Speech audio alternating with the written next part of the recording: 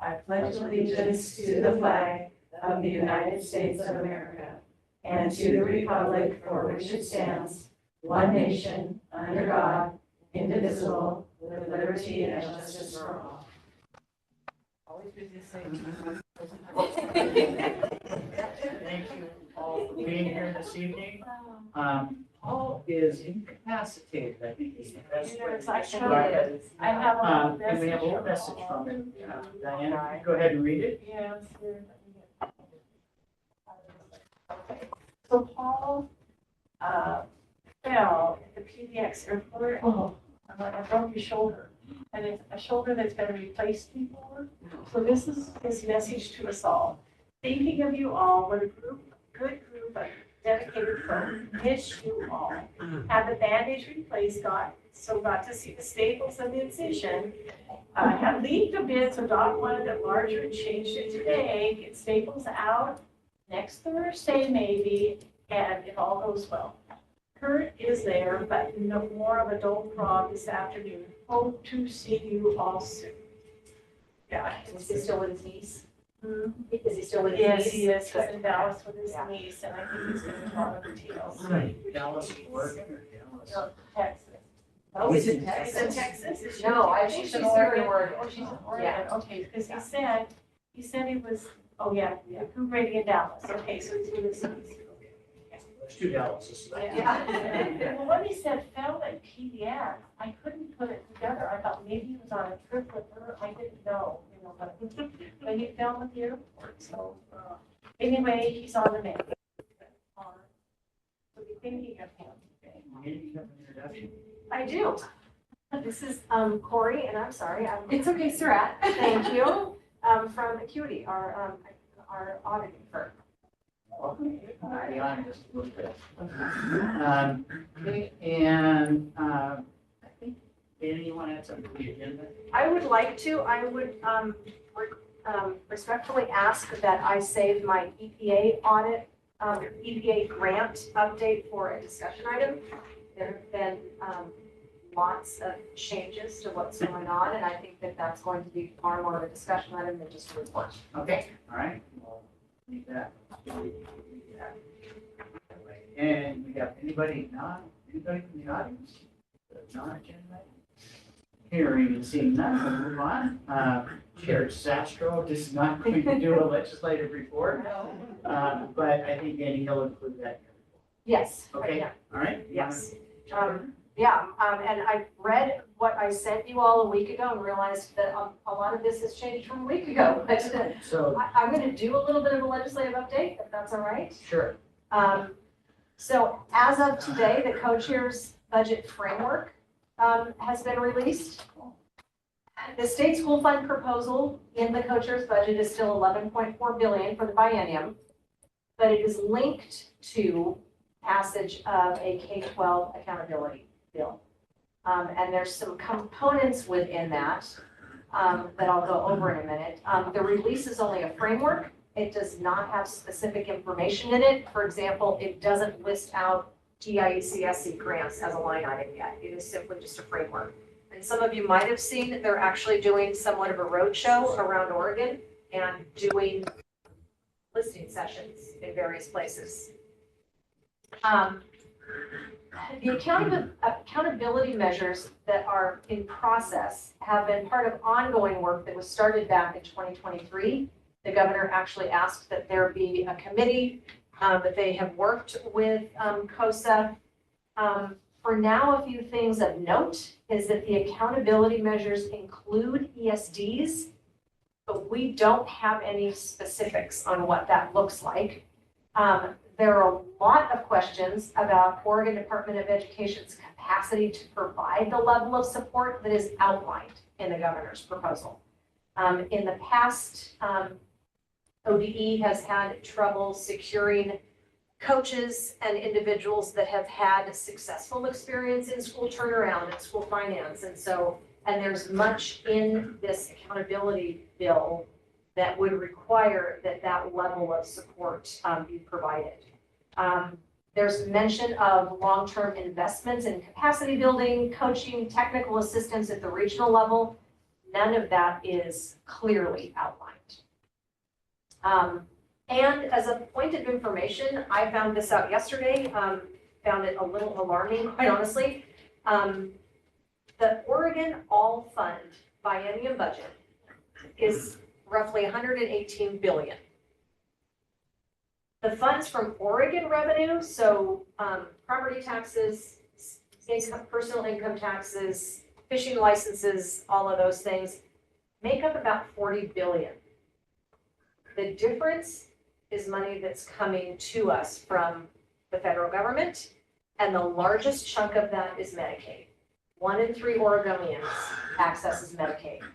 And it is one of the things that's been talked about at the federal level. And so any type of cut is going to have a huge impact because it's more than half of the all fund budget at the state level. That's what, buddy? 7 years? 78 million, yes. And How so many are 1 in 3, yes. on Medicaid? Our Oregon Health Plan. Oregon Health. Yeah, Oh, but okay. that is predominantly Yes. Medicaid, yes, so. Okay. And as the federal government continues to develop their budget priorities for 2026, even small cuts are going to make a big difference in our Oregon budget. But that is literally hot off the press today. I attend 1 or 2 meetings every week to get legislative updates. There are lots and lots of things that are happening, from school injury reporting to class size that would be mandatory part of bargaining, which doesn't impact the ESD necessarily. There is a chance, there's a potential for an adjustment to the PERS rate. It would have to go back through legislation, but there is about 168 million that could be reinvested into PERS that would drop our rates slightly. And there's talk about how that would get spread across the state. But for some of our constituent districts, it would be significantly helpful. And I just, as your reference, we had our all staff day 2 weeks ago. I included the results of our training. I hope there's just one disgruntled employee. Well, yeah, I I think for the most part, and it is challenging at an ESD because we have folks that are, working almost exclusively in cybersecurity to folks that are working in a preschool classroom. We worked to provide opportunities that really allowed them to think about, is this something you can use in your personal life? Is this something that you can use with the child that you're parenting at home? Or is this something that you can use with your colleagues at work? And I think for the most part, we hit the mark. We also gave them time during the day to participate in the Oregon Department of Education Elevating Educator Voices Survey. And when we get those results, either late spring or early summer, we will bring those results back to you. Somebody needs to stick hard. That one. So I will leave it there for now, and I'll go into EPA grant. Okay. Yeah. Just supposedly tomorrow, President Trump's going to sign an executive order to disband the Department of Education. More to come. Whatever that means. Okay. Let's see. Ready to hear the numbers. Vanessa? Thank you. Thank you for letting me share. February has been a very busy month for the fiscal team. Our initial 25-26 budget steps are underway. Been working with data and directors to review current year budgets as well as identifying revenue for the next year. Gina's been working with directors to process reimbursement claims. E-rate application deadline is the 27th, so she's processing applications. Mercedes has been processing monthly deposits, and Penny are currently processing March payroll as well as weekly accounts payable. Nancy Hall from Oregon Association of School Business Officials have been working with the auditors, and we're hoping to have, we don't have a draft right now. So these are the numbers that I'm comfortable with presenting, and it's basically the banking accounts And hopefully the auditors will have more information. And we've got enough money for how many months in the bank ready to liquid? Like that number, yeah, that's the number we have right now. 887,000. That's in the checking, the LDIP account is 2.9. So And how liquid is that? it's accessible right now. Okay. For 3.9. And we're continuing to do grant claiming.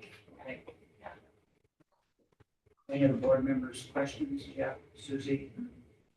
Nope. So, we're good. I mean, As good as we can do. right. The numbers I'm comfortable sharing. Kip is on leave this week, so you see his report. I had one question about the position, the fiscal and grant management support. Is that a replacement, a new position?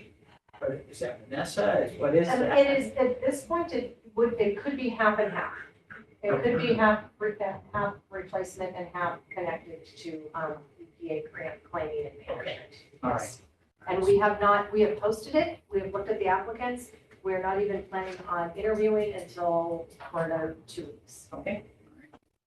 All right, and then let's move on. We have at your place a report from Shira, for Rivers Early Learning Hub. There was another nice article in the paper about the, oh, excuse me. We'll come back to that. It's so nice to not All right, thank you, Susan. When you fill in, you get what you get. Okay. All right, Corey, you're on. Okay, so we have gotten your draft. It looks like Dana has already gone through it, so I think we'll be finishing up shortly, which is a relief. If we are going to look at the numbers, I'll start by saying there's some tough things in the audit. It's been a challenge.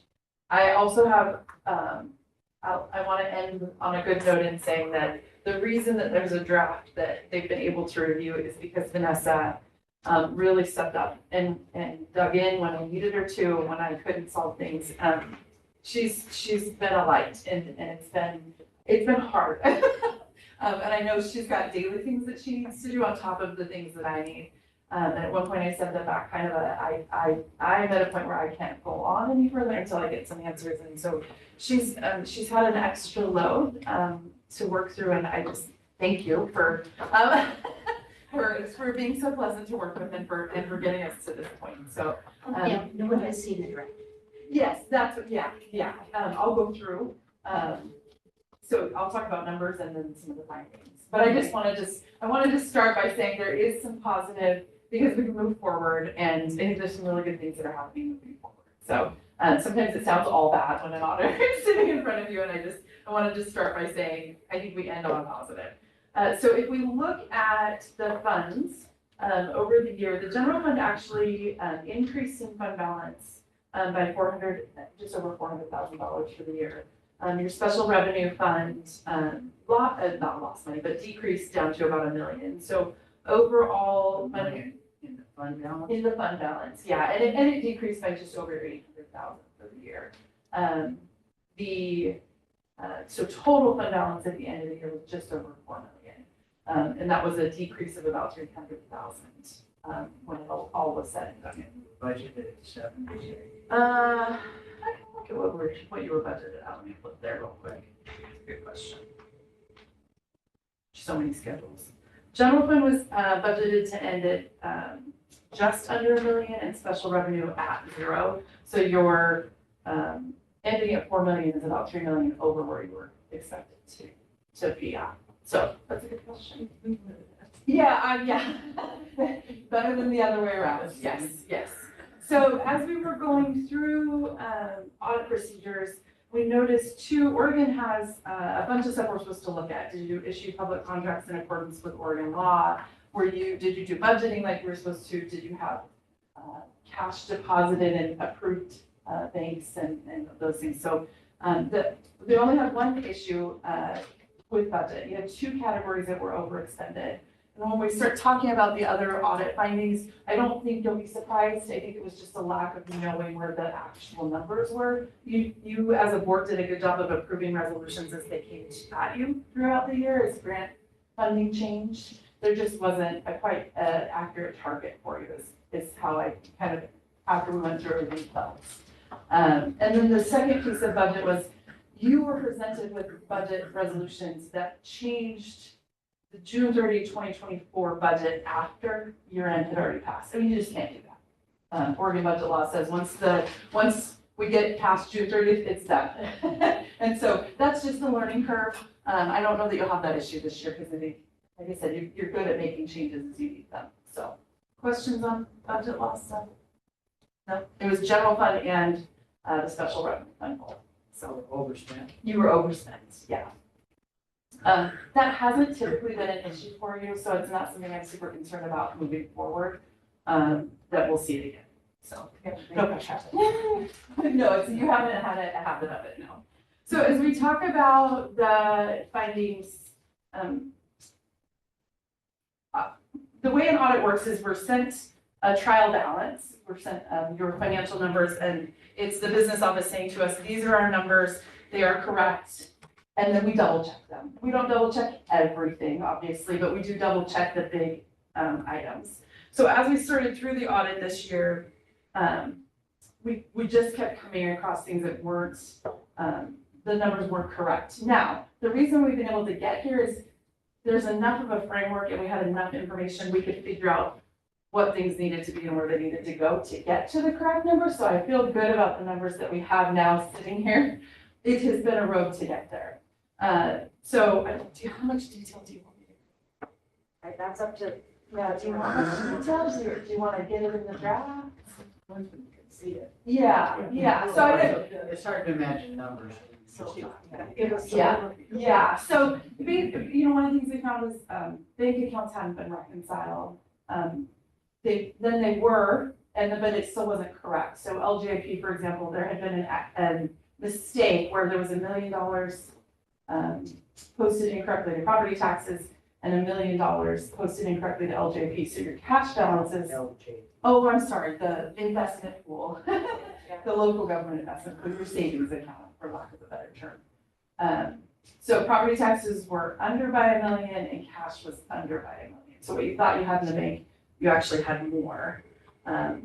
Accounts payable, it's one thing that eFinance actually does well, is it'll spit out an accounts payable report, and we have that, but then the balancing it to the actual numbers that were given wasn't done. So there was a bunch of differences there. If you get so it's kind of everything we got through, all of the big areas, we just had lots of reconciliation and adjustment to do. Receivables, there's great bones of a tracking sheet when you're doing your grant planning and that sort of thing, but then it didn't make it into the accounting program.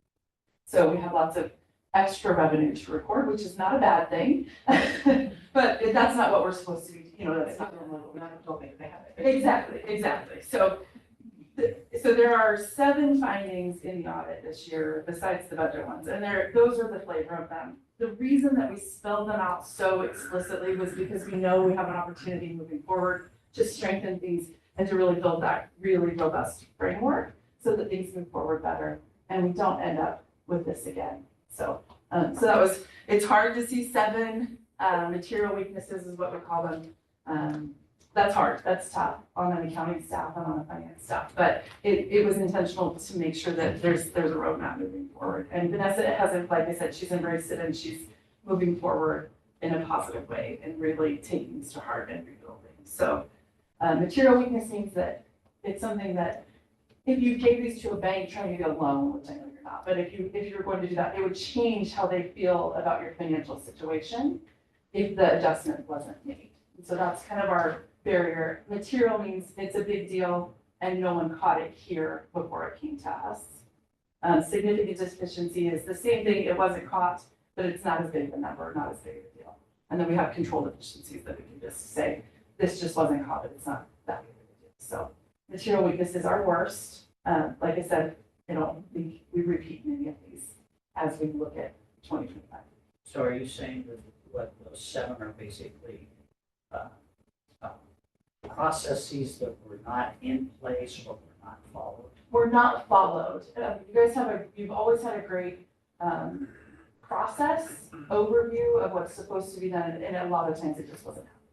So like you said, the accounts receivable, the grant receivables is one of the perfect examples in that there's this great tracking sheet and there's an expectation that that will match what's in the accounting system, and they just were never matched. So it is, the expectations there, the process is there, it just wasn't happening. So still potential. Yeah. Susie, are you trying to say something? You're muted. No, there she.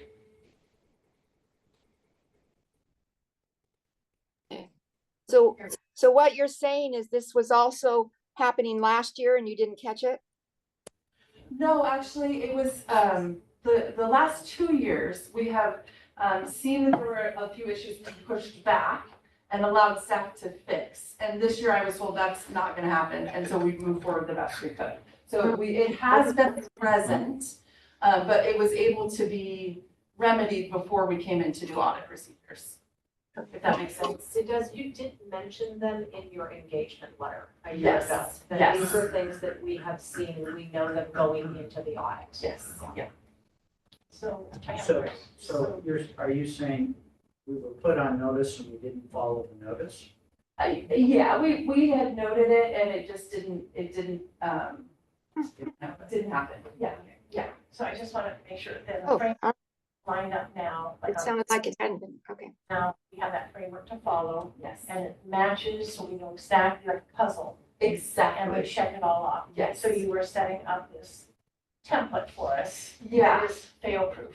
Well, hopefully, you still have human beings No, involved. but So. you Yes. basically follow that. Yes. So I would say thank you very Yeah. much. Yeah. Well, like I said, go ahead. Susie, you had a comment. No, she explained it, that she did have it last year and we just didn't follow it. Okay. Yeah. Can this be followed every month or two, like a quarterly then that we can do a check off? Yeah, and like I said, this was always in your processes. It just, we're highlighting that it just wasn't happening. And so it's a good opportunity to say, okay, do we need a different process? Or do we just need to make sure that we're saying out loud, you're in charge of this piece and I'm in charge of this piece and and then build in some checks and balances there too. And so you've had it, it just wasn't happening. And it didn't happen to a point that was much larger this year. But every quarter, then if they just look it over carefully and just every Yeah. quarter, make sure. Yeah. it lines Well, I up. think Vanessa's already, like, She's really good. as well as like monthly, she's already doing the bank accounts, Okay. which is a pretty standard thing, and receivables. I mean, not necessarily all by yourself, but, and learning the payables, and so, yeah, so that's why I say it's tough. These are a big deal, but at the same time, there is some positive happening. Yeah. Great plan. Yes, yeah. And there's a focus on supporting staff, that will help everybody move forward, so, yeah. Is that it? That's all I've got. I will say, after you get the draft and you're able to review findings, if I work for the board, so we work for the board. So Dana is our main point and Vanessa are the people we usually communicate with. But if you as a board have questions or concerns, we're available to you. So don't hesitate. I would encourage you to go through Dana, obviously, but we are technically. As you've gone through, I have two questions. Yeah. Number one, is there anything that would give the board pause to realize that there was something that we I haven't seen anything with my auditor eyes that gave me pause. Now, Vanessa's been a lot more in the numbers than I have, so that she's probably a better person. Like I said, everything was just messy and it needed to be cleaned up. It wasn't that it looked like anything nefarious was happening. Then my second is kind of a dual question. Was it too much work for the staff, or was it just plain not competence? That's a loaded question, isn't it? It is. I'm not sure. That's our job task. Yeah, I'm not sure that I have a good answer, honestly. I feel like I said, the bones were there and the expectation was there, and there was not a performance. Was there too much work? I don't know. You have, I will say comparatively to other ESDs and districts, you have the same number of staff, if not more. So I don't think it's an overloading issue. Your software is more inefficient than some of the other software available, so that does create a little bit of inefficiency. But I do feel like you've got the adequate number of staff. And so I feel like it is maybe just underperformance in a lot of ways. Not from anyone sitting in the room, let's be very clear about that. You have a software recommendation for us? Yeah, you currently use eFinance and it's our least liked software, very honestly. Infinite Visions is the one we all love. And it's very easy to. And what is it now? Infinite Visions. It is a pretty penny, and I would say that out loud, knowing it is much more robust.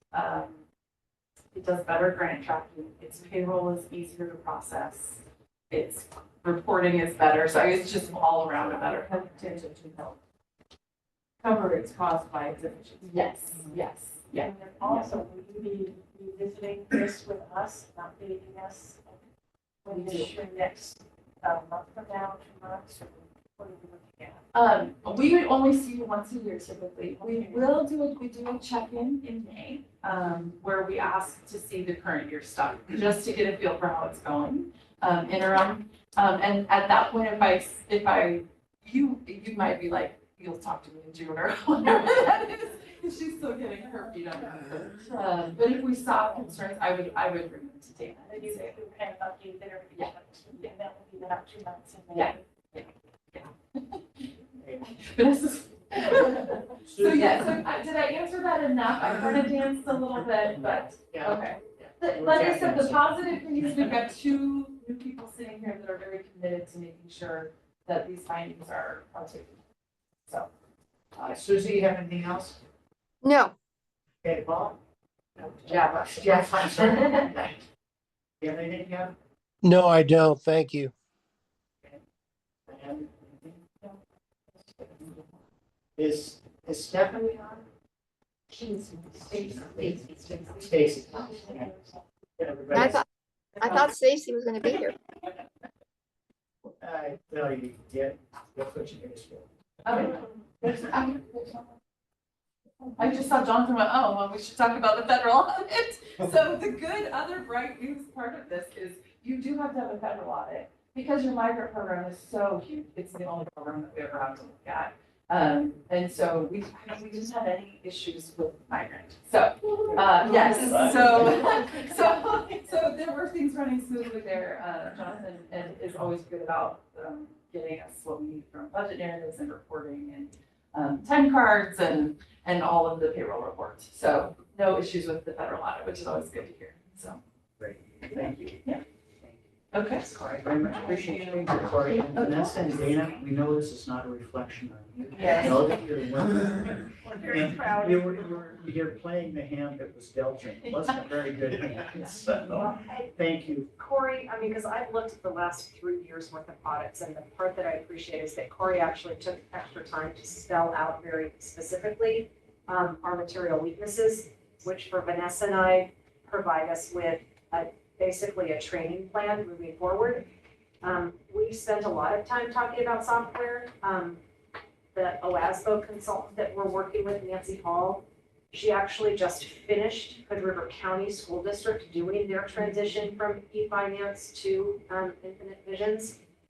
At this point, for Vanessa and I, we feel like we actually need to get comfortable within the system that we're in, and we need to think about budgeting for a new system, because it is quite expensive. Part of it is the software, part of it is the staff time. We would actually be looking at hiring someone for a while. And the recommendation is that you do that transition in the middle of a year, not at the beginning of your fiscal year. So realistically, if we start to budget for it in next year's budget and the following year's budget, we would be looking at the earliest at 18 months, possibly looking at 30 months to transition. Well, software conversion is huge, and the last thing you need is another file. There you go. There you go. Yes. Yeah. And honestly, I've talked to very large districts that have done software conversions and they've gone so badly that they've had to go back. And so I just think at this point, we need to be very realistic about what we've done with staff and how we support the staff we have before we make that kind of a change. And we know we aren't getting good technical support on refinance, but we can only do what we can do with it. It isn't as good. You need your feet, Vanessa especially, Yeah. it's her feet on the third. Yeah, Well, and you need to, Before you you need to jump solve the into something budget. we need to trust the numbers that we have, and we haven't been able So please to. realize that our comments are not directed. Yeah, thank you. Thank you. Okay. Now, back to the agenda, this is the original so the personnel report is as presented, in the agenda, so I don't think there's anything else to add to that. We do have Shira's, report at your places for the board members, and like I said, it was a nice article in the paper, but importantly, it was a nice write-up. That was good. We don't get much press and we get it, take it, so there, let's start. I'm gonna do, Teresa, Mari together, all right, you guys do the same thing? I'll start with, so we've been doing some professional development locally. During one of the snowstorms, we met here and do our symposium for our English language learners. We've been supporting North Wasco and Dewford in that work, and we welcome our Central ESD as well as all our other districts for those who are engaging with us right now. Then the other one I want to share, and this is with Julie. I'll start and then Julie can finish up. Last week, we collaborated and hosted our inaugural regional CTE advisory committee. It was hosted at Dallas High School, Kurt Evans. We had about 60 to 70 people. There was a mix of CTE teachers from all 4 of our high schools. We had industry professionals attend. We had CTE teachers. CTE is Career and Technical Education from Columbia Gorge Community College. We had community partners. We had administrators. We had middle school teachers. And it was about all of them having the opportunity to talk and share and develop those relationships. The goal of this is to start building a regional career-connected learning systems. We get fantastic support from Brooke Rich up at High Desert ESD, but her territory goes from the border with California all the way up to us. And so she has robust systems in the Bend-Redmond area where she's located, and she supports our teachers really well, but we need to do our own work in developing our own regional support to connect our CTE teachers and our industry so that our students can have access to that. We're looking at everything from bringing industry into the classrooms, K-12, and then our students going to industry either for tours or one-day shadows, for 3-day externships to 3-month internships. So we're just trying to start building out that system. It's something that's come up in integrated guidance for all 4 of our districts is how do we develop that industry connection. So it's Right, thank you. We'll skip Teresa and just Julie, do you want to add anything to that? Just keep that topic going. Sure. I want to just share appreciation to our STEM Hub coordinator, Kate Worster, who really, with the support from Mari and Department of Education Innovation, really pulled this off. And it's actually been something that in her work in career connected learning in the Gorge, starting at Hood River High School, at CGCC, and now thankfully here at the ESD and the STEM Hub, is something she's dreamt of. And so I just want to, acknowledge the work that she's put in to bring all of these amazing CBOs, industry educators together, bringing them at the table to really explore strategies to connect students to that real world learning. And I want to take a moment to just share a student story. Kate reported that there were some amazing students from the Dallas High School who really helped welcome everyone, help set up tables, that were just really there providing tours of the CTE program. And two of them,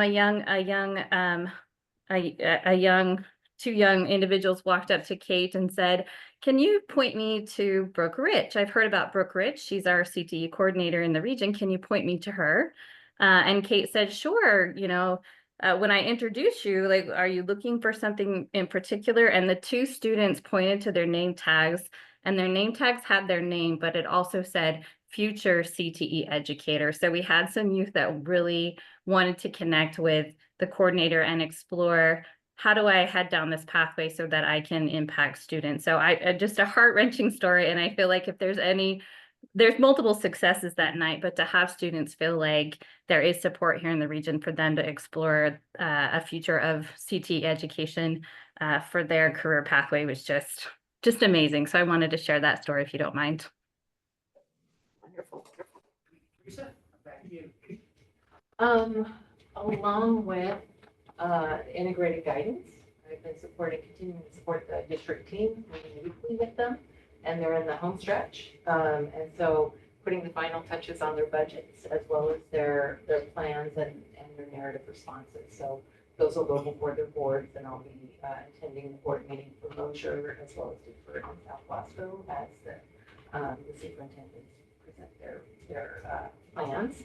And then just with mentoring, continuing to support novice administrators around budgeting, and especially this year with cuts happening in our region. And just conversations around how to best support staff through this as well.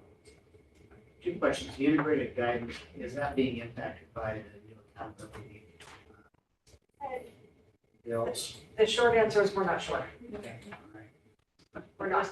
I just wondered if this is going to be a vehicle to get to accountability. There's a lot of accountability within the SIA and the high school success, and especially the early literacy grants that came out last year, and that are now folded into the integrated programs. And so I hope that there's some additional accountability around those funds just because of the amount of reporting that's Great. And then back to this CTE summit, I guess you might call it. What were some of the businesses that were involved? Just 3 or 4 or 5 that jump out. I do want to say that Kate Worcester was the real brains behind this. We came alongside with some technical support. And she is. She works for Julie, Okay. and she was the brains behind it, and she has all the connections. So I don't know. Julie. I don't know. Just to give us a taste of what kind of and which businesses. Give me just a sec. I can actually list them all in a report that she did. Give me just a second, please. Hopefully she's been able to populate that. Give me just a moment.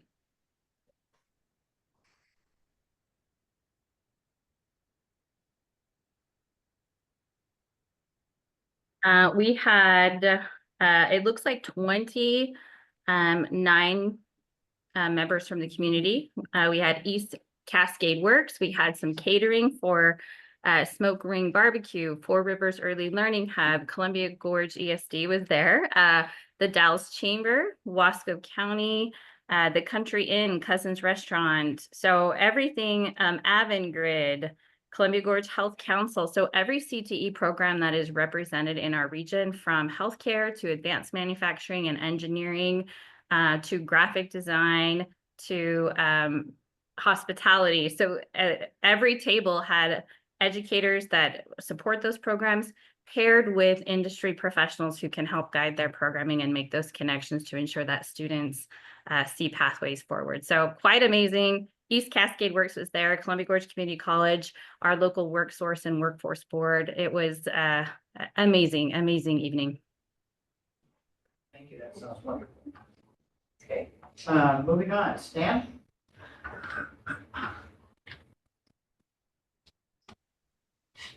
Thank you, members of the board and fellow colleagues. Let's see, I've got a few things to report on for the technology group. Not a lot tonight. But let's see. There is going to be it's called a broadband action team. It used to be part of the local region.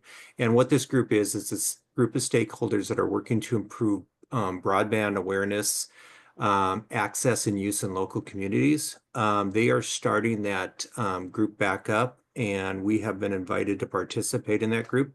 So Ben File and myself will be going to that meeting on the 31st, so that we can see how we can benefit from the other people that are in the room with that, how we can make it beneficial to the school districts and the ESD as a whole.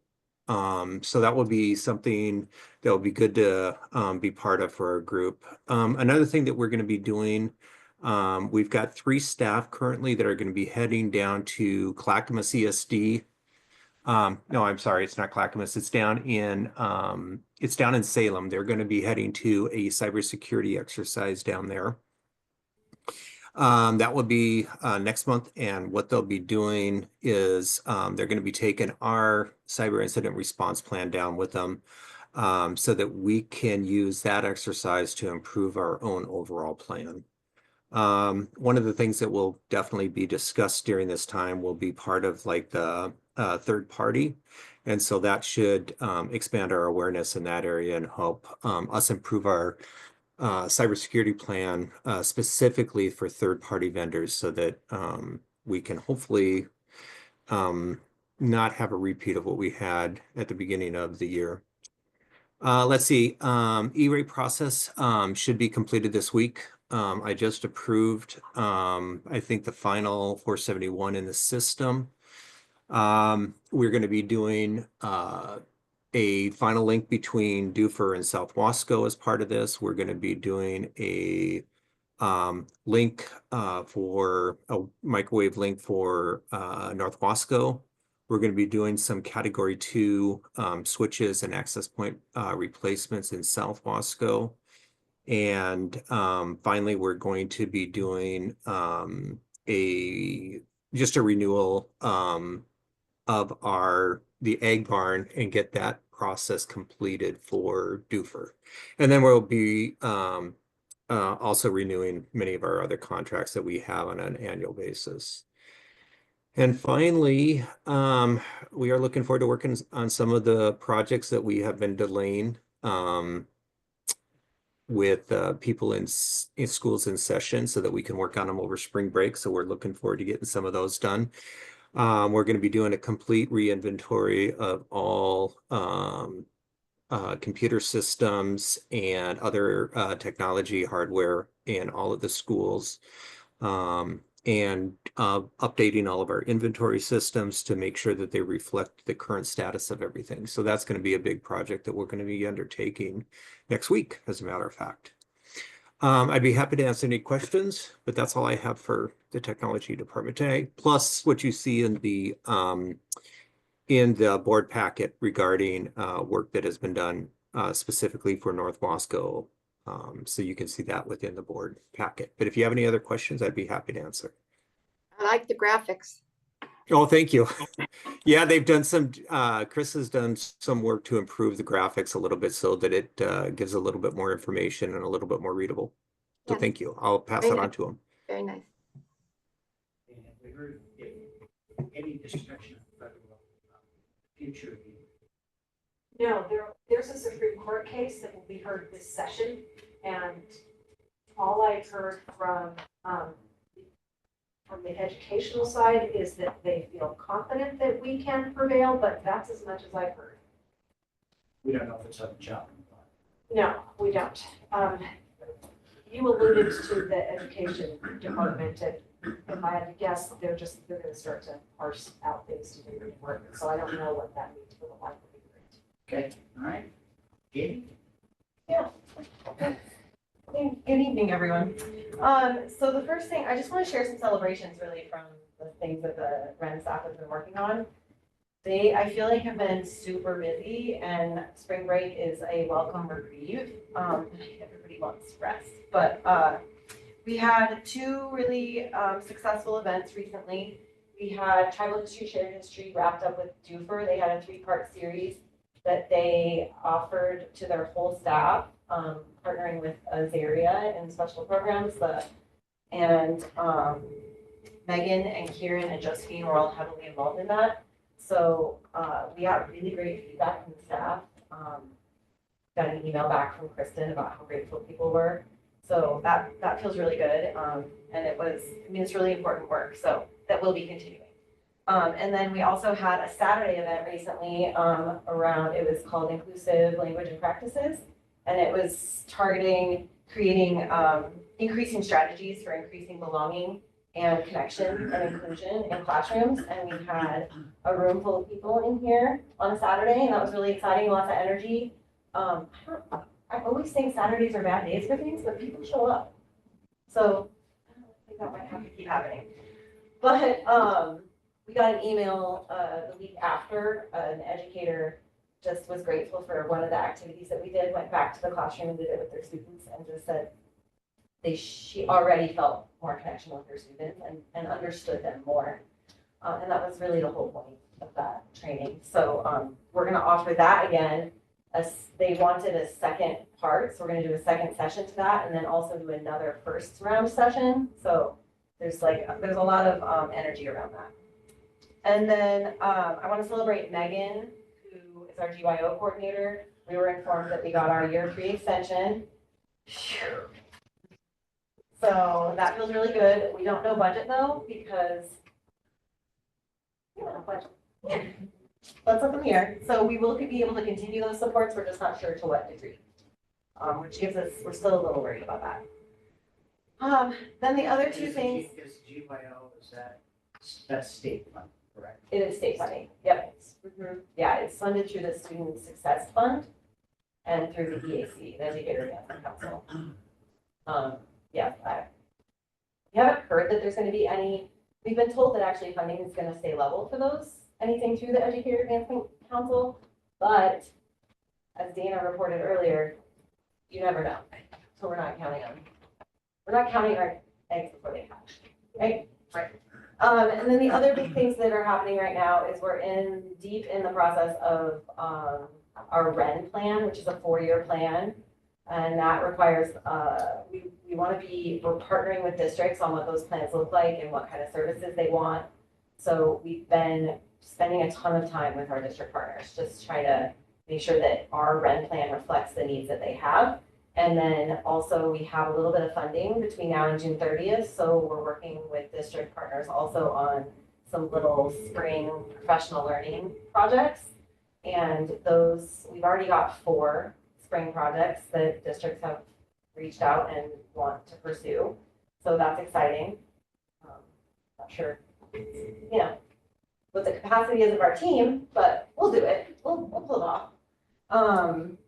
So that has also been partnered with these really great site visits we've been doing with our districts so that we can get to know educators and just be present and hear from them about what life is like and just build better relationships with them. So we've been having lunch in districts with teachers. That has been so fun. And we've been hanging out in staff lunchrooms and just chatting and then working with admin on the rent. So I'm happy to answer any questions that you have. All right. Jonathan? Good evening, thank you. So I'll start with the Student Success Plan, Latinx, Oregon-funded grant and a project coming up that we have. We'll take 40 students to the Outreach Leadership Institute at OSU during spring break.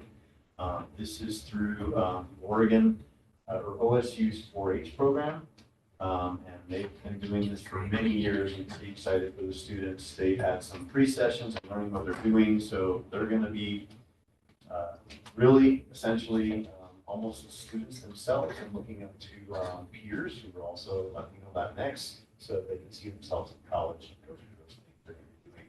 They're going to go to the pool, they're going to go to the soccer field, they're going to play basketball, they're going to go to the weight room, and then they're going to do leadership things and road challenges courses and just public speaking and formal dining and lots of amazing things. So really excited about that.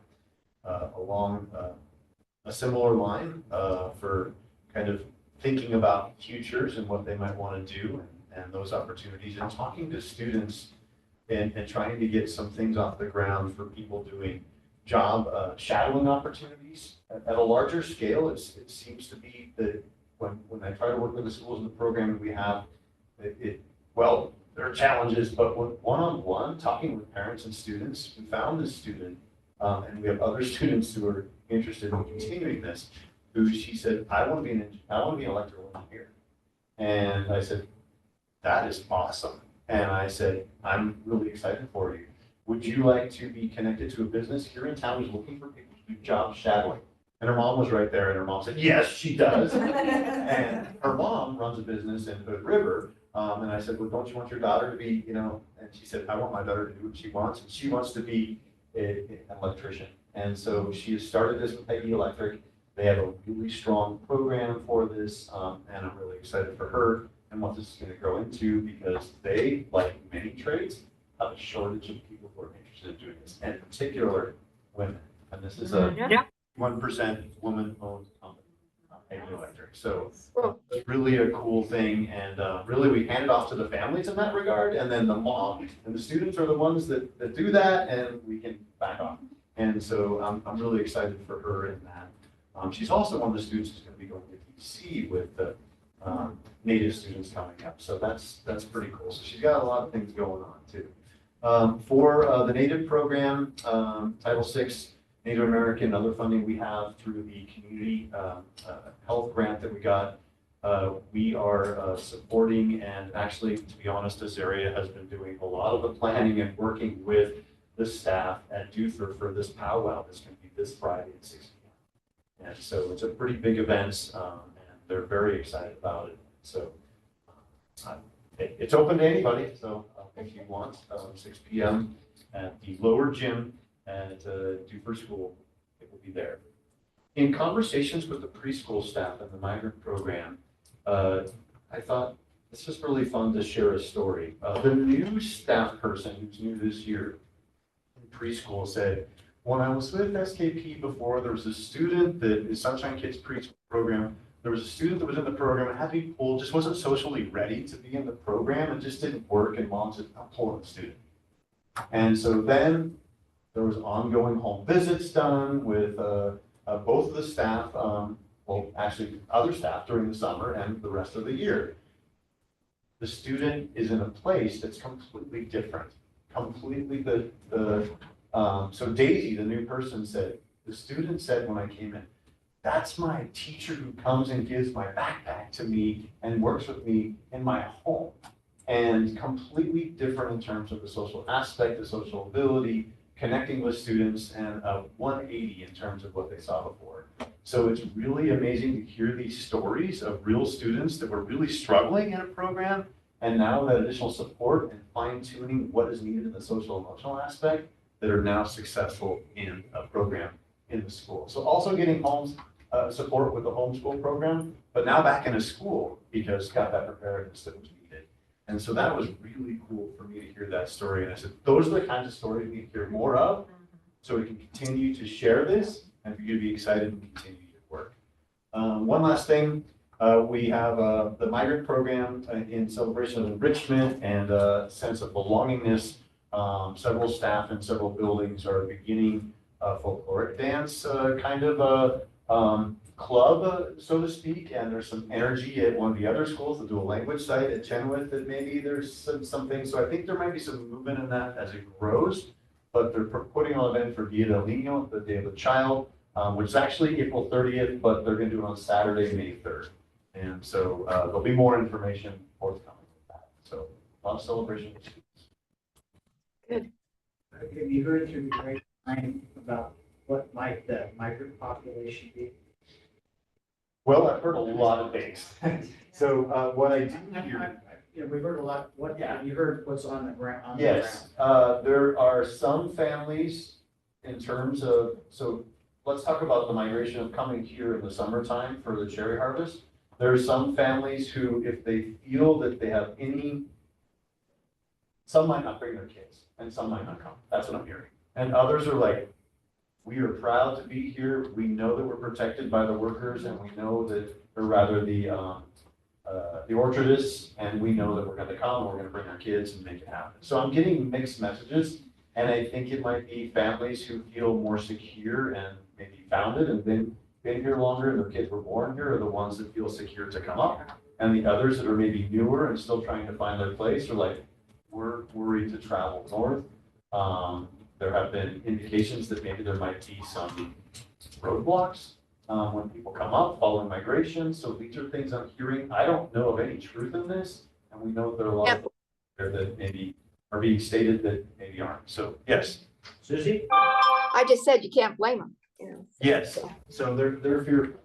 Jonathan and I have also proactively already started meeting with the superintendent and another director of North Bosco School District, their summer school in coordination with Migrant Ed Summer School to try and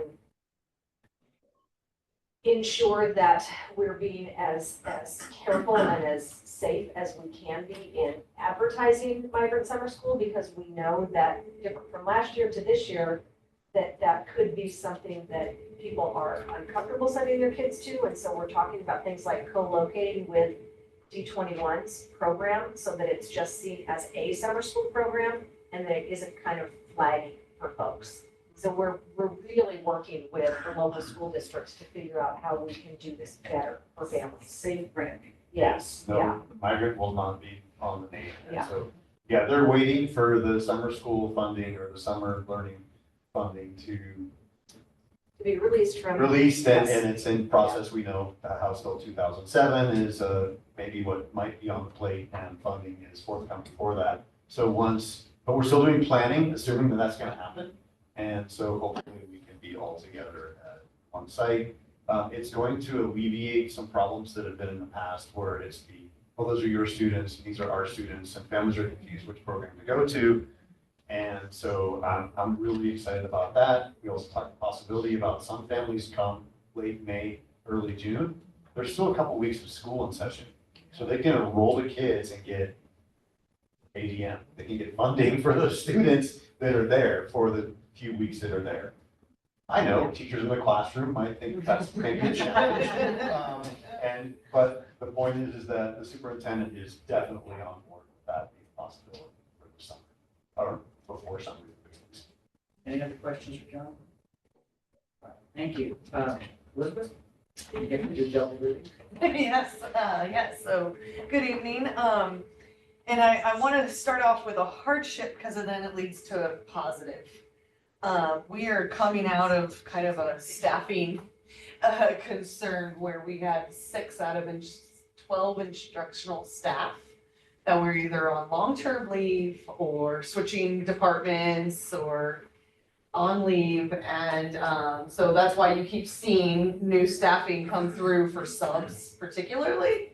And now we have hired new administrative assistants. And so that has just been an amazing lift this week. We have 2 openings still in our instructional staff. But we have lots of subs now, and we have our administrative assistant now. And so that has just been, I can breathe a little bit, coming out of that. It was a challenge. And so he is just coming on board and learning and wants to learn more, wants growth, wants a challenge. He left another administrative assistant position because he said there was no growth and there was no challenges for him. And so it's like, don't worry, we've got plenty for you to help work through and build our early learning department more too. And so I'm really looking forward to what he's gonna bring to the table. And then hopefully we can bring pictures and things like that too, because we've just had some amazing things going on in our classrooms that I haven't been able to share with you because I can't put it together in time to share in all these amazing reports that you guys have been seeing. So I look forward to being able to do that. And then for our specialist, you see that there is some Medicaid billing MOUs down here. And I think that that's gonna, once we are able to do that, we will be able to Medicaid bill for assessments even when kids don't qualify for special education services. I was looking at it and this year so far, we have assessed 94 students. And that's only added 24 students to the caseload. So that is a huge amount of students that we are getting and trying to assess and see if they qualify for special education services and not getting any money for it. Because before we couldn't bill for students if they didn't qualify. And now we can. And we can back bill from July. I'm not sure how much we'll be able to accomplish that by June 30th, but we are going to try. And we're gonna learn how to do that. But so hopefully that can bring in some more revenue for our department.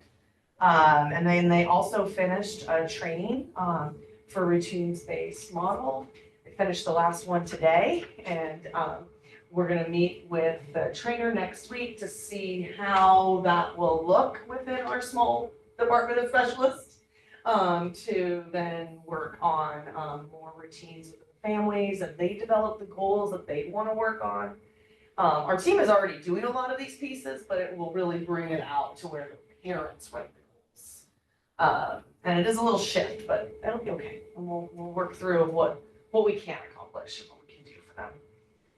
I did meet with the special education directors last week and asked, what trainings they would like to look at for next year and where they would like trainings to occur. And they just really would like some more special education 101 for their staff, for educational assistants, which has been great that there is the educational assistant training from Education Innovation. They want more of that, of how they support general education teachers, how they support students in the classrooms. And then also how I can work with special education teachers, of how they also support general education teachers and the assistants that are going in there. They really appreciate the universal design training that they've been getting. They appreciate that a lot. They're just always looking for more training for safety, keeping kids and staff safe too. And then we are working on supporting a training from Columbia Regional Inclusive Services for the kindergarten teachers. We're still kind of in the planning stages for that, but that'll be in August for kindergarten teachers to get trained on how to set their classrooms up for all learners.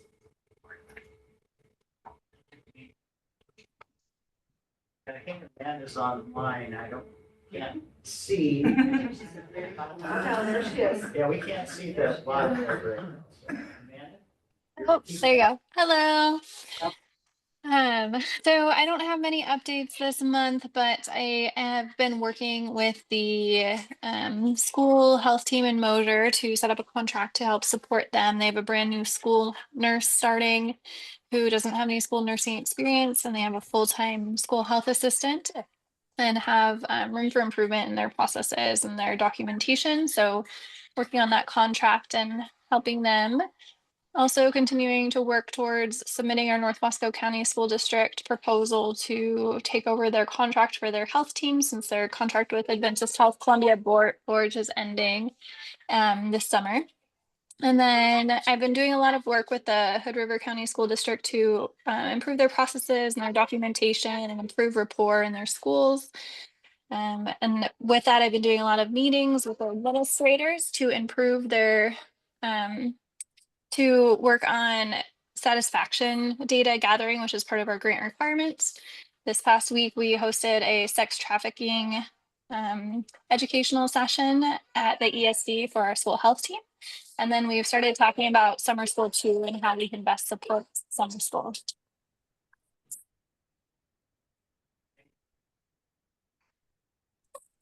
I'm really sorry. I have 2 small kids at home and they are yelling at me. Okay, moving on to the consent agenda. Do I hear a motion to approve?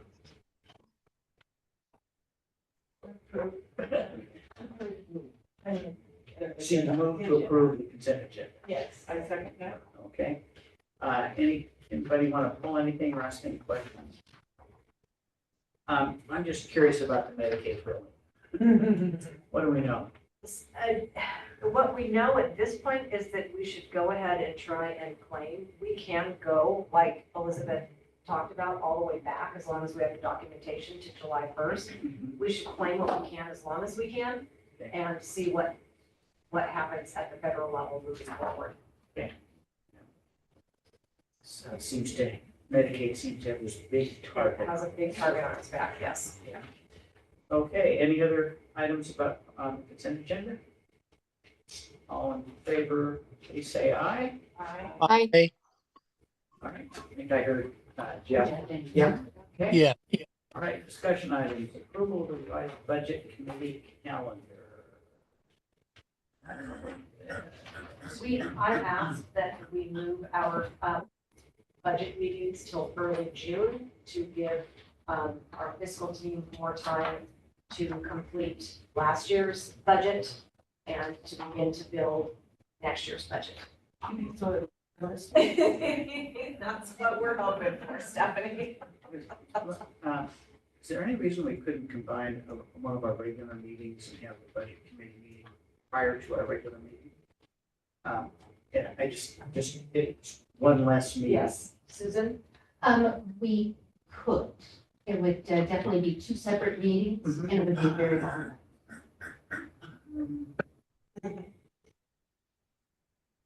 Certainly. I've done that. I did that for a long We did that for time. a long time, yeah. Yeah, we would need to do it in the May meeting in order to meet legal postings, so it wouldn't really give us much more time than we already had originally. I'm looking at Dana and Vanessa. Our May meeting, Is 21st. yeah, that's 2 months. So we can't, Susan, we can't do it in our, No, there wouldn't, no, because we have to adopt the budget at our June meeting. oh, we have to adopt the budget for June. Well, we could have the meeting and adopt the budget. We could. Because we have postings, we have to do notifications so far out. Legal, they're listed on the thing that I had submitted. There are legal posting notifications that we have to provide.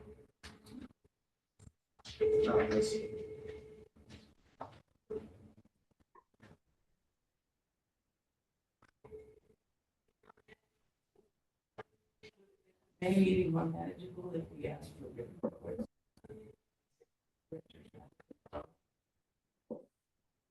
Not as entertaining. Yeah. Meetings. Informative. Yeah, I'm looking at you, the two of you, because the pressure's on two of you, is moving it instead of June 3rd, May 21st. Is that doable to get a preliminary budget out? If that's what we need to do, then we'll make it work. Neither one of us know, quite honestly. I mean, we don't. We are in our second round of meetings with directors. Directors that are in charge of special revenue accounts. They all have their connections with their folks at ODE and have a relatively good idea about where they're at. We do have our March revenue forecast, which gives us our projected 100 fund, which is our resolution funds. So we have that number. The challenge has been that we're trying to make sure that we actually trust the numbers that we have. We didn't have an ending fund balance, so therefore we didn't have a beginning fund balance for this current year. We should now have that. So then it's a matter of our goal is to actually build the budget within our e-finance system because that hasn't been done in the past. So Vanessa's been getting some training on how to do that. And if that's what you were requesting, then we will get it to you. I'd like to see if we could. Okay. Okay. I don't know, that's my personal technique. I have a question. Can this be done like in subsets, where one section you try to take care of? We have to present you with the entire budget. There's actually a lot of Oregon revised statute that even tells me exactly what has to be in my budget message. It's very, very driven by. So it's not like you do part A and then have part B to finish up the monthly. We would make sure you have conflict with. So once you started, that's the day it's finished off. Well, we have to present it to you in one piece. In one piece. We have to have the other committee members too. They have to. and they're all part of other school boards. And that's not there. What I was also looking at states it didn't bump up with other school district meetings or budget committee meetings. Susie, do you have a preference? Susie, do you have a preference? No, Okay. Jeff? No.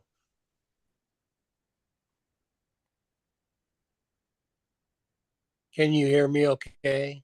Yes. Yes, thank you. I was having trouble hearing you guys. You're cutting out, so that's why I was hesitant.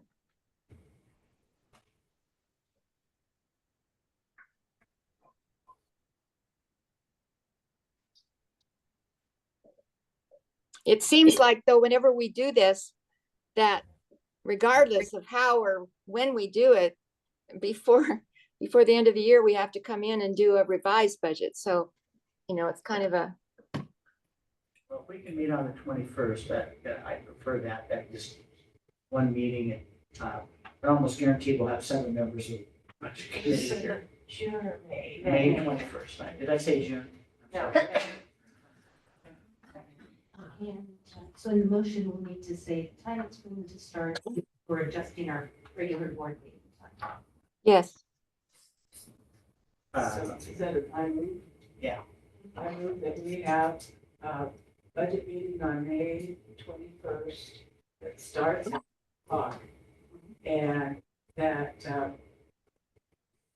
it is followed by a regular school board meeting when the budget. To be adopted. Usually we usually only need one budget, so.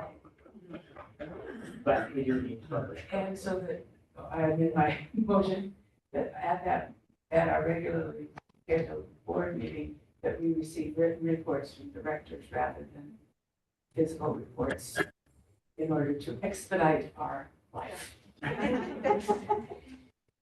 And theirs as well. It's the end of the year. Yeah. The second budget committee meeting, if needed, would be held following that. Okay, yeah. That should, second budget meeting be required, it will be on the following Monday. Is that going to be Memorial Day? Memorial Day, following Tuesday. Oh. Point of discussion. So, Susan, you would then, as far as your notice of the meetings, you'd be making a notice of the budget meeting and the board meeting and possibly another meeting. Is that what you're saying? Correct. Okay. So we have a motion to amend the amended budget, 25-26 budget committee calendar. I think that's what, best way to describe it. Okay, so Stephanie moved and seconded. Any other discussion? All in favor of the adjusted calendar, signify by saying aye. Aye. Aye. Okay, got it. All right, thank you very much. Second item, approval of memo of understanding with the Columbia Gorge GSD Education Association Special Education Stipends. And I think it's spelled out in that memo or in that resolution. I found it interesting that the state of Oregon said this is how much you'll pay, period. And that goes, no matter how much it's a teacher and EA, director all get the same amount. Okay, all right. I hear a motion to approve Columbia Good. We have that. So moved. Anyway, do we have a, did you just move it, Susie? Yes, Okay. yes. Approve the resolution. Have a second? Second. And Stephanie second. Any discussion? All in favor, say aye. Aye. Aye. Opposed, same sign. Passes unanimously. Then, want to accept the audit report? I think no, we need to wait until next month. Okay. All right, we'll hold off on that. Yes. Want to give you want to talk about the EPA grant? I do. And I'm going to apologize ahead of time because everything that I'm going to talk about has happened since last Friday. And I've taken notes from a few different articles and things off of Oregon Public Broadcasting and from emails. And so I'm actually going to do quite a bit of reading because I think it's really important that you understand where we stand right now. And I want to start with the continuing resolution. So last Friday night, we saw the passage of the continuing resolution at the federal level that basically allows for funding for the rest of fiscal year 25 for the federal government. It leaves the door open for continued disruptions to federal funding of education. The continuing resolution lacked explicit requirements for the federal administration to spend all of the money that had been appropriated by Congress. And so there are things that were in the budget that were passed for fiscal year 25 at the federal level that because they were not specifically spelled out, Congress can choose to discontinue some of those programs now mid-fiscal year. The continuing resolution, there's more discretion about how to allocate resources than if Congress had approved the annual budget on schedule. Some key grants didn't get a specific line item in the continuing resolution. Several key K-12 education grant programs aren't mentioned by name. So for our constituent districts, Title II is one of the Elementary and Secondary Education Act titles, and it is not mentioned by name and has the potential to be discontinued now, mid-fiscal year. And it has been talked about in particular as being one that will not be moved forward into the next fiscal year. What does Title II do? Title II is highly qualified teachers and paraprofessionals, and most of our constituent districts are using it for professional development for staff. It typically isn't terribly FTE heavy, but there are districts that are. When I was managing it in Ben Lapine, we had many teachers on special assignment in Title II. The challenge is that it's been stated that if a program is defunded during fiscal year 25, then it's very much an uphill battle to get it funded again in fiscal year 26. I read an education, an Ed Weekly article that talked about the fact that there are some migrant education grants that were not mentioned by name. It did not say Title I-C, so Jonathan and I, neither one of us have received information on exactly what that means.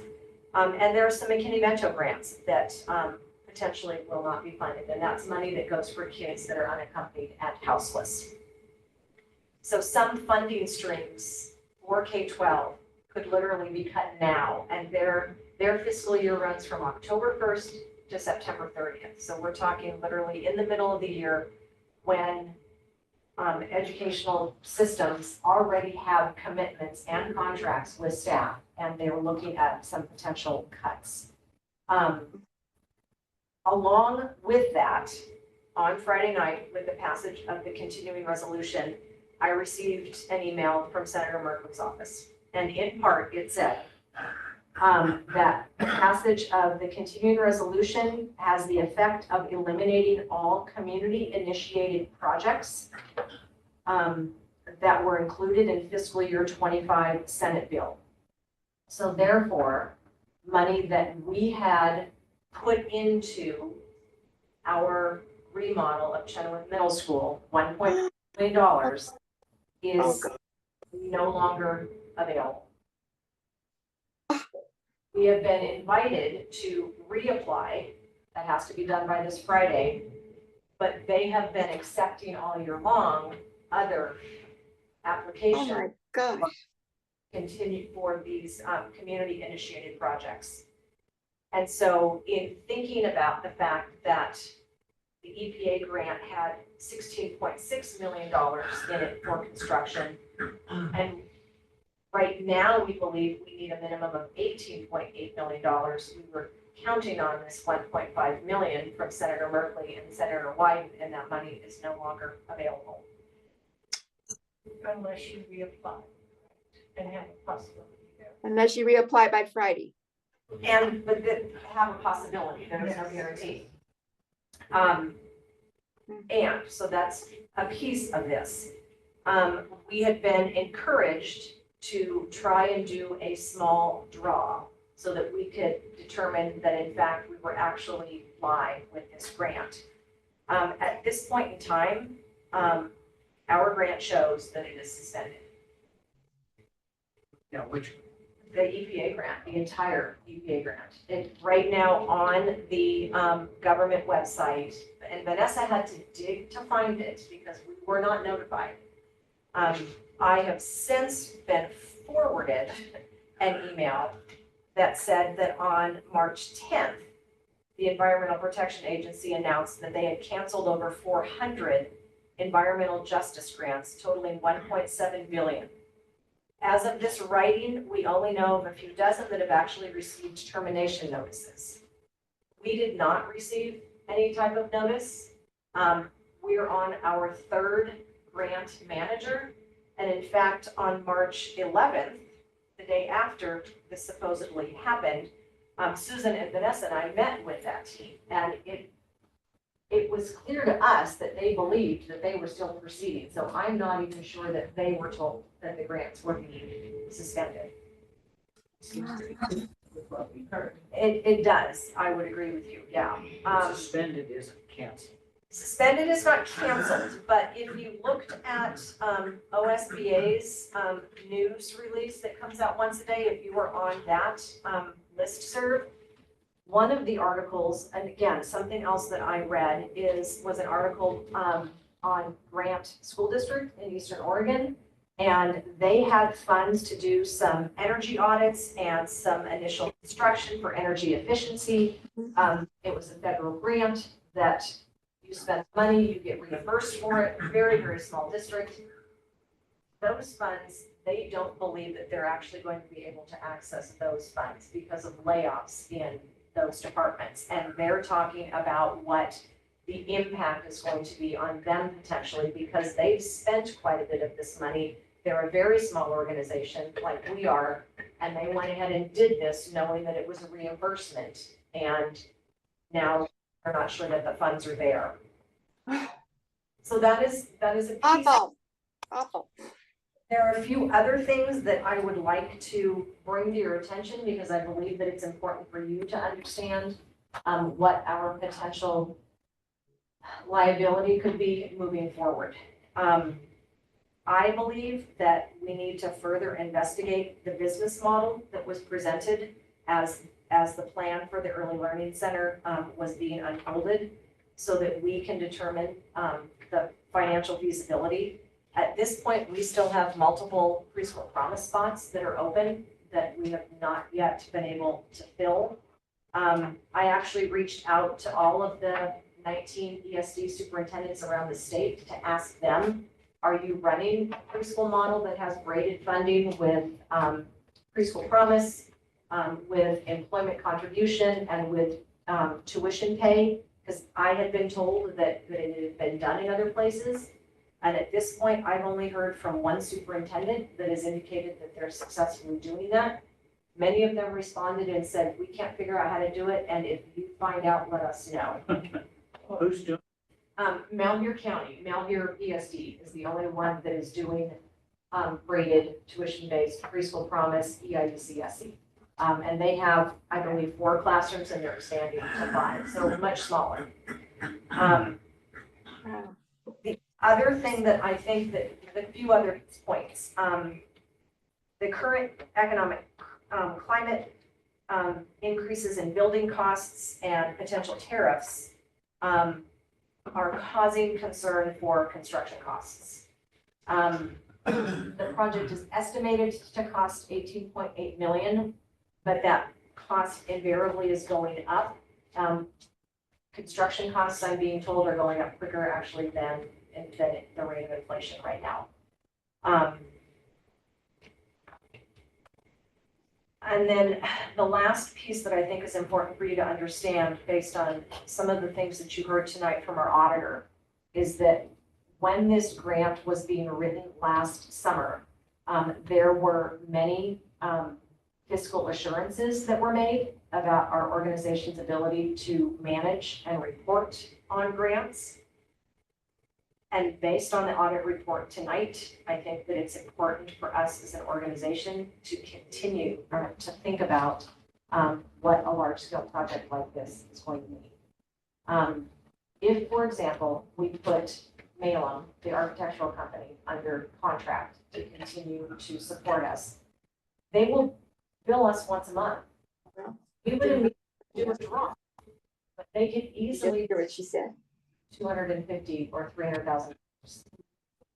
And if in fact, if the grant becomes unsuspended, but then becomes suspended again, I think it's important for us to think about as an organization whether or not we can financially manage that.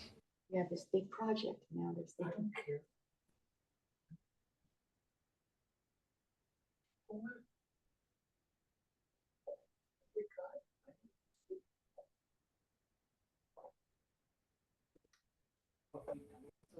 So technically so there is money that we have spent, Stephanie, there's quite a bit of money that we've spent, but it's money that we spent regardless.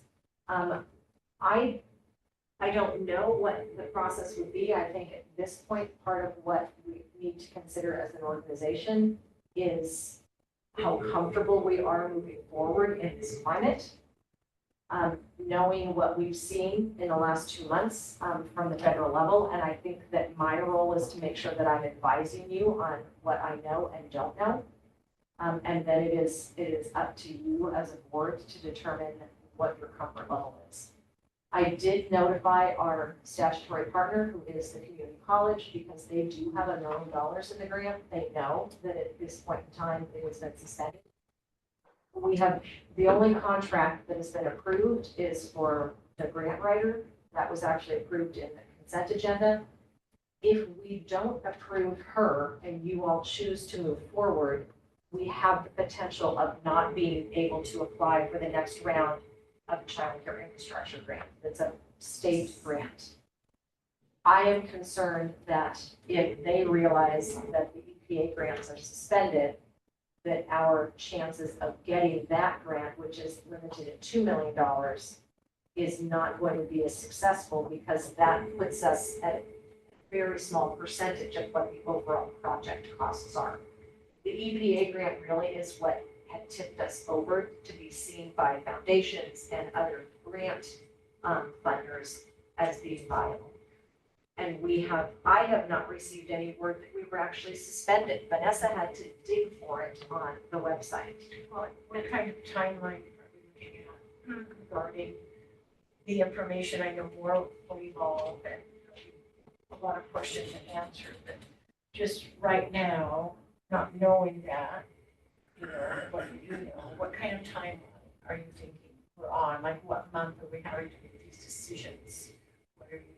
I know you said you have a grant writer, there's someone to pay there, and those things, but what, when you're telling us future, are we looking 2 months out? Are we looking summer? It's a good question.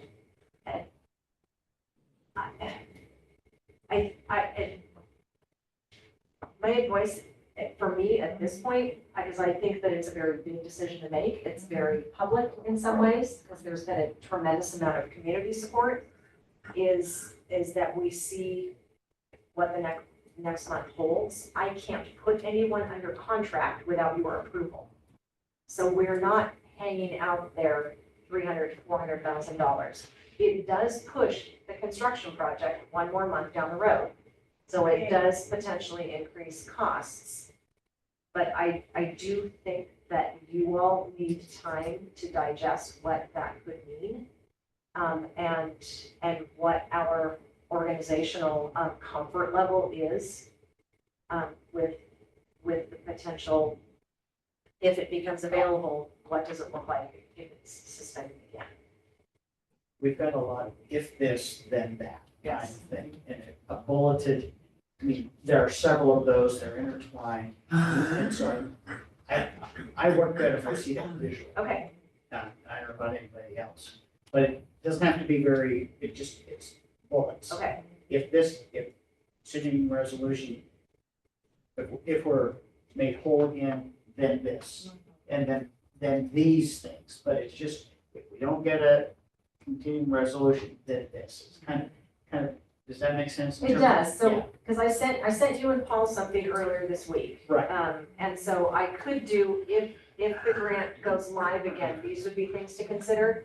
And one of them could be still that as an organization, we are small enough and this grant is big enough that our comfort level with the potential financial implication is not there. But I can clean up the notes that I have and send them out to you all to consider with some links. We revisit basically every month, we can revisit depending on what you find out and what steps can be taken. And then we'll just update, the committee will update us. So we're going to be looking at current things that transpire, that are definite, and we'll still have the hypothetical, but we'll be able to see, and so just basically every month, we're going to be revisiting this closely. We may need to have a special meeting. Yeah. May move that quickly. If it goes live, if there is an expectation within the grant that we're actually moving forward within 120 days, we can't just choose to kind of sit on it. If they take the suspension off, we would have to move, we would have to start it. So for example, one of the things that Susan and Vanessa and I did on the 11th is that we met with them to talk about specifically, we have a few folks that have been working through the community college with the ARPA grant to start the project. Eric Wilson, who was presented to you all as the project manager, and Malin, who is the architectural firm that has done the design. We are a new fiscal agent for this project, and it is under a different grant. We have board and procurement laws that we have to follow, and you all have board policy about procurement that we have to follow. So we have met with the EPA, and at this point, the advice is that if we are going to hire a project manager, we cannot assume the person that ran the project before, that we would have to put out an RFP. So with this grant, in fact, available again, we would need to do that in a timely manner. It would still be posted for 14 to 21 days, so chances are we would be able to be at a board meeting. You would know if we were going to move forward. Malum, the architectural firm, when the community college put them under contract, they went through a very rigorous request for proposal process. They actually had, I believe, 15 applicants. They interviewed 5 companies. They have all of that documentation. And within Malum's contract, there's actually a reassignment clause because they anticipated that the community college would not be able to complete the project. The EPA has all of those documents, including their contract, and they're reviewing them, I think, to see whether or not we can actually just accept the contract for Malum. That contract is about $1 million. And then they would start work again. They have been pencils down since December 30th. And so there are, I don't know whether or not our project manager is actually reviewing those things at this point, but we have started to do some of those things because until Monday morning, I thought we were moving forward, and it's all changed very quickly. But we can't, Diane, just wait month after month after month. No, If they tell us the program's available, we have to move. Yeah, I'm not saying ever wait, I just said revisit immediately every month and then update. Yeah. And then I have a question, you said about that one that's available right now, you'd have to reapply, and you have that window of less than a week. Yes. Are you able to just get that filled out and reapply that? Yeah, they have, Senator Merkley and Senator Wyden's office have indicated to us that we do not need to turn in new letters of intent or a new project description. We just need to do an updated budget. I held on that, until I talked to you all tonight, but I can get the team to get that submitted before Friday night. But that only puts us in the running, But at least it doesn't close the door. The door yes. stays open, yeah. More to come. Yes. Not good news, but news, thank you, yeah. Susan, any questions of Dana? No, no. You know, I think at this point, I'll probably try and put some bullet points together and one copy and send it to all of you.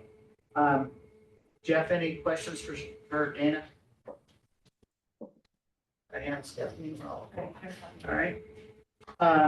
Last thing, our informational items, as Stan said, we've got a plant report.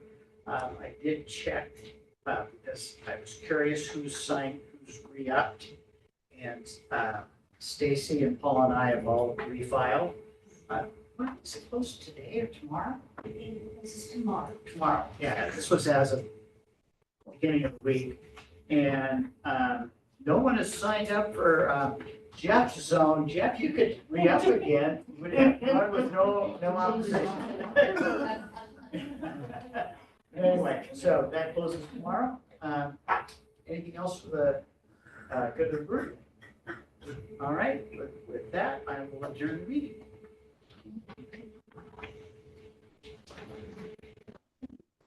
Bye.